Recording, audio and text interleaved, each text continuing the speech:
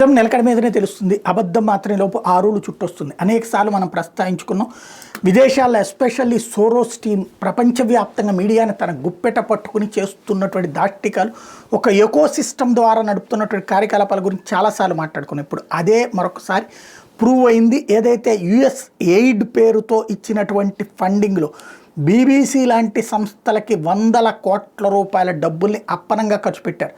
Trump గురించి వ్యతిరేకంగా, Elon Musk గురించి వ్యతిరేకంగా, లేకపోతే భారత్ గురించి వ్యతిరేకంగా, ఇట్లాగా బైడెన్కి నచ్చనటువంటి వర్గం లేదా బైడెన్ వ్యతిరేకించేటటువంటి భావజాలం ఉన్నటువంటి వాళ్ళందరి మీద విష ప్రచారానికి బీబీసీని వాడటం ఒక ఎత్తు అయితే, ఈవెన్ రాయిటర్స్ లాంటి సంస్థల్లో కూడా ట్రంప్కి వ్యతిరేకంగా వార్తలు రాయడానికి $300 మిలియన్ వరకు డబ్బులు ఇచ్చారు అన్నటువంటి విషయం తాజాగా బయటపడింది. తద్వారా డీప్ స్టేట్, మనం ఎన్నో రోజుల నుంచి చెప్పుకుంటున్నటువంటి డీప్ స్టేట్ రాజకీయం పక్కాగా నడిచింది బైడెన్ హయాంలో అన్నటువంటి ఆధారాలు ఇప్పుడు 1 by 1 బయటపడుతున్నాయి.